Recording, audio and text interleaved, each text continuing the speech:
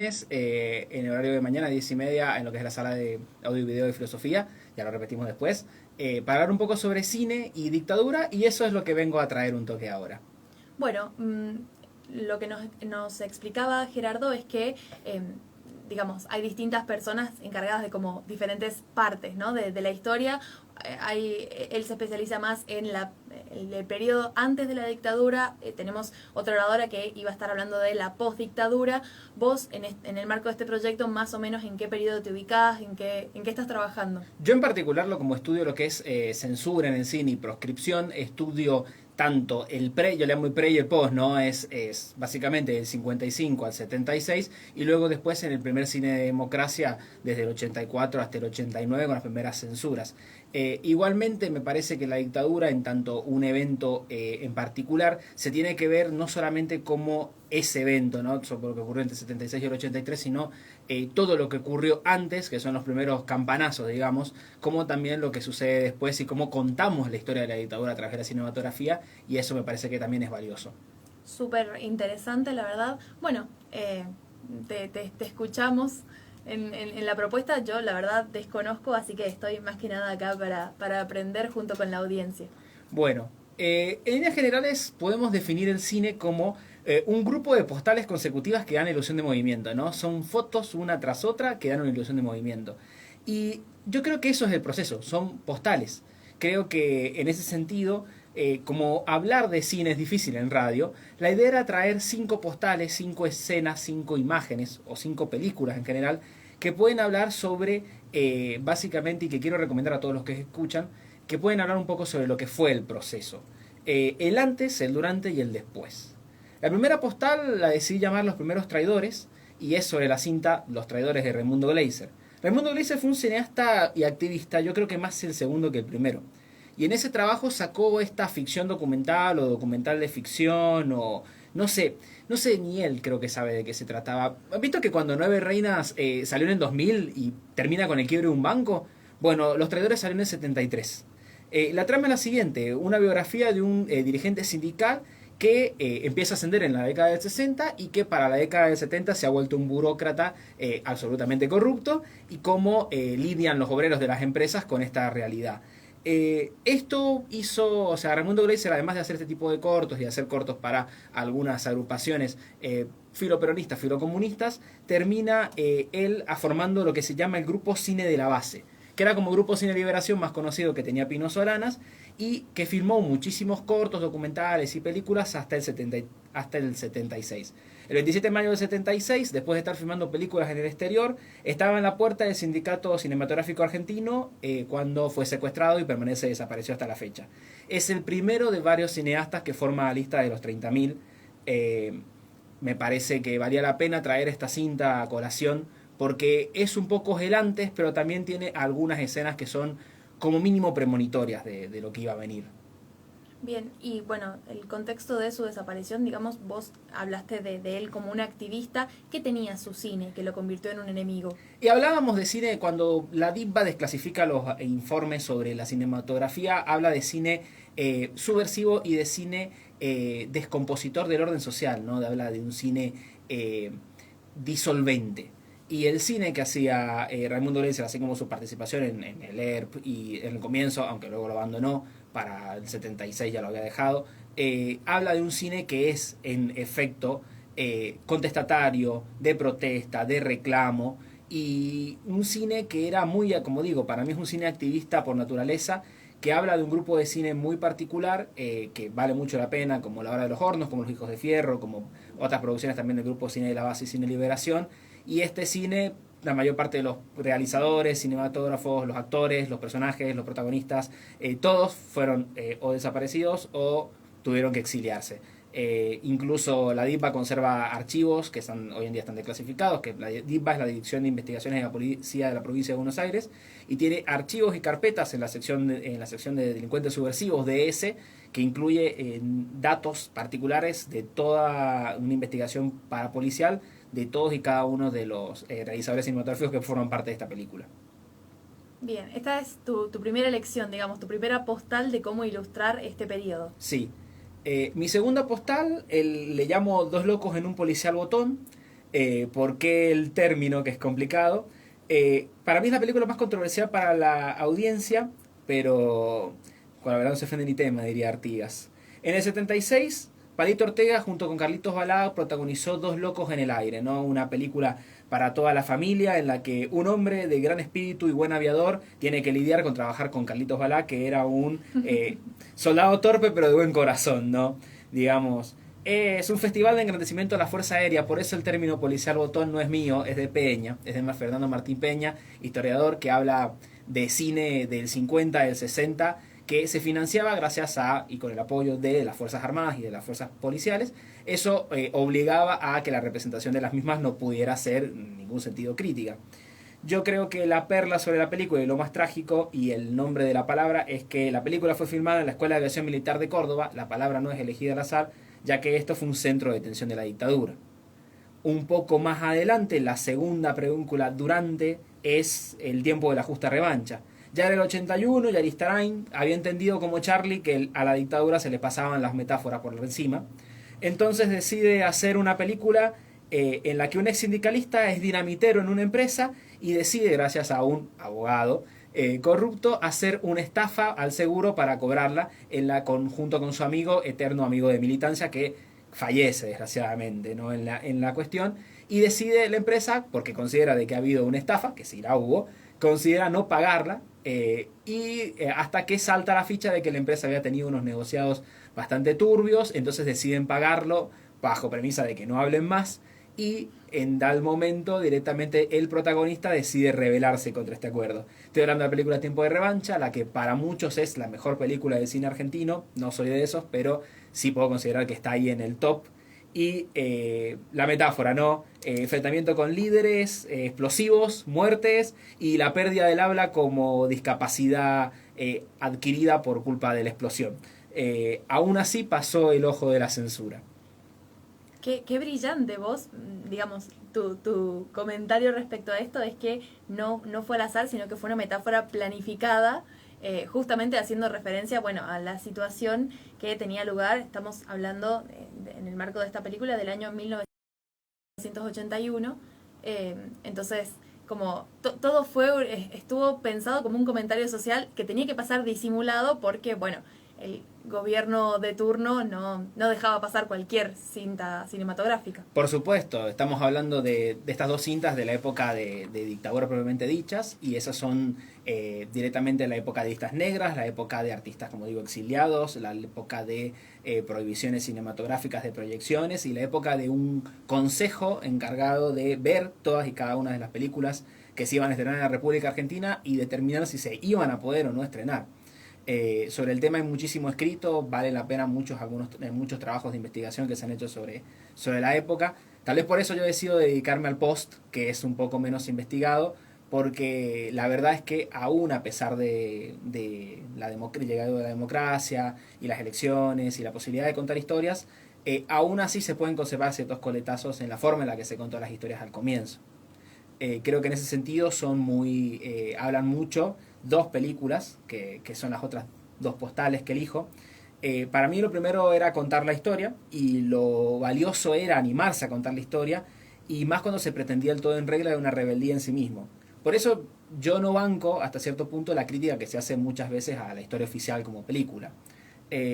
Porque se empezó a rodar en el 83, o sea, ni siquiera se pudo estrenar después del regreso a la democracia, pues la película se rodó incluso bajo el peligro constante de los actores y del director de Puenzo de ser censurado en su producción. Es la primera vez que se habla en el cine, tal vez, de ciertos temas, como es lo de los secuestros de niños, que ocurrió durante la dictadura. Es la primera vez que se habla respecto a cómo lo vivió la gente de a pie, la gente cotidiana. Es la primera vez que se menciona el algo habrán hecho, es la primera vez que se menciona en el que andaba bien no termina mal, es la primera vez que se empieza a discutir estos postulados que incluso hoy en día se escuchan demasiado a menudo, por desgracia, y que gobiernan un poco el discurso social. Hay mejores, por supuesto, está Garage Olimpo, está La Noche de los Lápices, está Buenos Aires y viceversa, si queremos ir a la escena más desconocida. Pero apunto a las conocidas por algo, me parece que el mensaje llegó. Y no por eso, no por nada se lleva a la película mejor Oscar, o sea, el Oscar a mejor película extranjera, que es la primera vez que la Argentina la gana, ¿no? Y en la misma línea, y tomando como una quinta postal, me parece valioso tomar la última película que habló del tema, al menos a nivel social. Si bien existe un documental que habla exactamente lo mismo, que es El Juicio, para mí Argentina en 1985 apareció en el momento justo. Creo que es la más necesaria, creo que es la que muestra los grises de los funcionarios judiciales que tuvieron que animarse a llevar esto, y los jóvenes, y el rol de los jóvenes en poder encargarse de la persecución penal de las juntas militares, ¿no?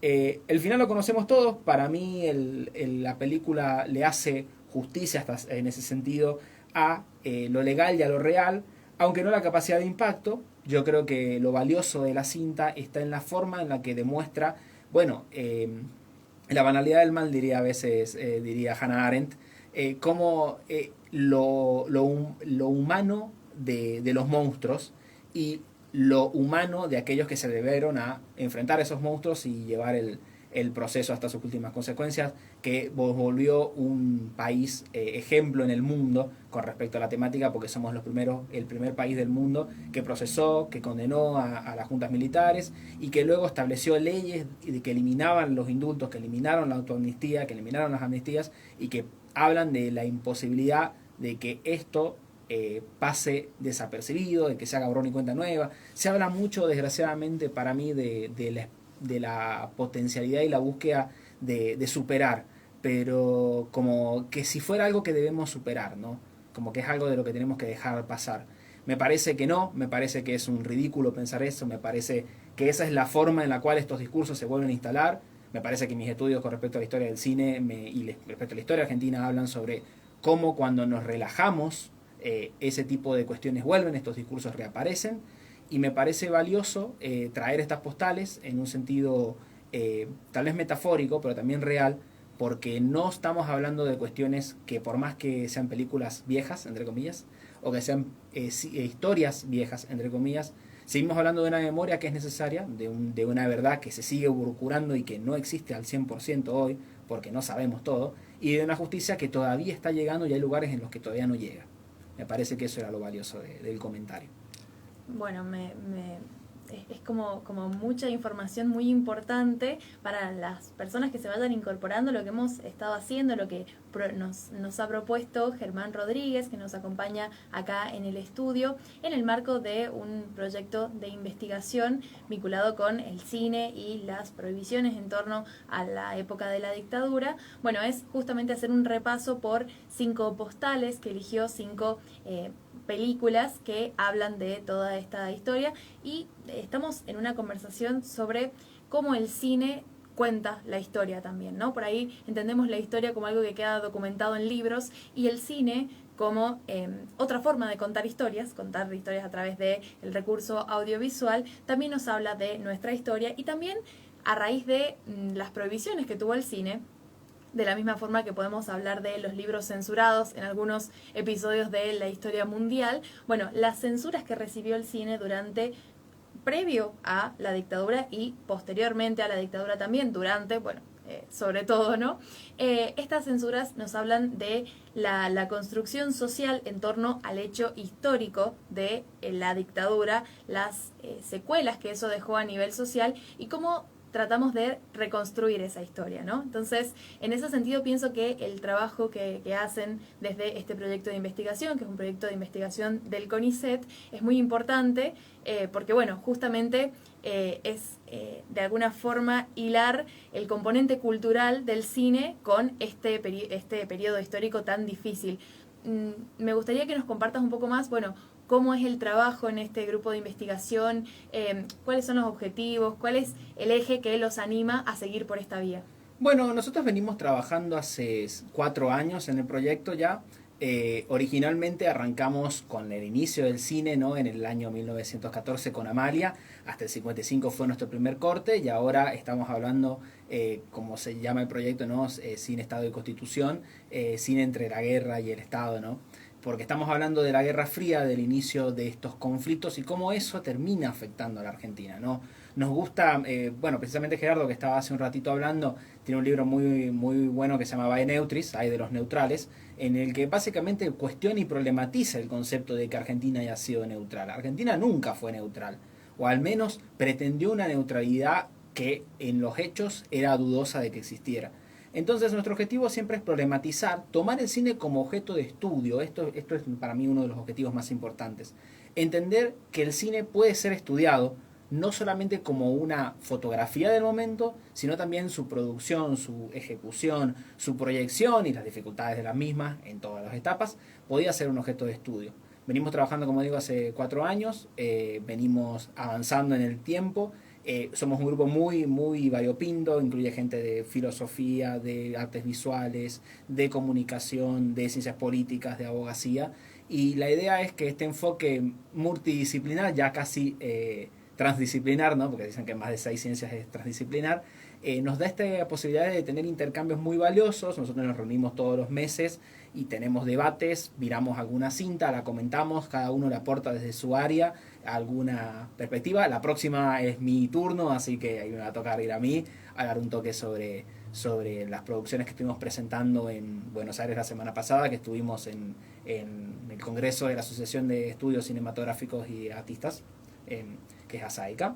Y la idea con eso es sobre todo esto, poder enfocar, como digo, el cine como un objeto de estudio, estudiarlo a través de la teoría de análisis del discurso, estudiarlo a través de las teorías críticas, pero al mismo tiempo estudiar cómo la legalidad se encontraba de frente constantemente con el cine, o cómo el cine se encontraba de frente con la legalidad, depende de la perspectiva desde lo que veamos, y cómo en estas luchas de poder entre estos sentidos se generan estas intersecciones que para mí es lo más importante y más valioso que tiene el proyecto, y que pronto ojalá puedan leer, porque tal vez pronto haya novedades sobre alguna publicación del tema. Excelente. Bueno, sí, una parte muy importante de hacer ciencia y de hacer investigación es la parte de la difusión y que la gente pueda saber el resultado, ¿no?, de estas investigaciones, de esta experiencia que han tenido ustedes a la hora de ver todas esas películas, analizarlas, estudiar el contexto de producción. Es un trabajo sin duda muy destacable. Y bueno, y es también en ese marco de hablar de cómo hablar de lo que ustedes saben, de lo que han investigado, con la gente que se inscribe esta actividad, que aprovecho a recordarla, va a tener lugar el viernes. Sí, el día viernes a las 10:30 en la sala de audio y video de Facultad de Filosofía, acá cerca de la radio, vamos a estar con una actividad. Y bueno, la idea de estas actividades siempre tiene que ver con la divulgación científica, con esto de que la gente conozca sobre lo que trabajamos, conozca un poco más sobre el que trabajamos, ¿no?, nuestro objeto de estudio, pero también nos conozca a nosotros, conozca a la gente que hace ciencia en la provincia, que es mucha, que es muy buena. San Juan tiene uno de los mejores, es la número 17 a nivel universidades del país, en lo que se refiere a ciencia en CONICET, por ejemplo. En ciencias sociales somos el mejor país del mundo en este momento. Bueno, por lo menos de Latinoamérica, pero quiero creer que podemos disputar otros significados con la gente de Europa, pero estamos ahí disputándolo. Parece que se hace mucha ciencia muy buena en la provincia y desgraciadamente no se conoce mucho, así que vale la pena sumarse a esas actividades, porque también, si les pica el bichito, si les gusta ver cine, si les gusta analizar críticamente el cine, también sepan que están invitados a sumarse a estos proyectos. Las convocatorias se hacen todos los años, se suma nueva gente, nuevas voces que aportan otras perspectivas u otras subjetivas sobre el tema, y que siempre están invitados a esto, ¿no? Invitados a sumarse, a aportar sus ideas, a aportar sus subjetivas, y que siempre estos proyectos están abiertos a un montón de disciplinas, y que siempre se puede ver el cine de una manera diferente, y eso creo que es muy valioso. Coincido completamente. Bueno, estuvimos entonces con Germán Rodríguez, que es abogado e investigador especializado en el cine, en este periodo histórico vinculado a la dictadura, invitándonos a esta actividad el viernes en la Facultad de Filosofía, donde se van a estar poniendo en diálogo estas investigaciones en torno a el cine durante la postdictadura y predictadura. Así que está nuestra audiencia invitada. Vamos a una pausa y ya volvemos.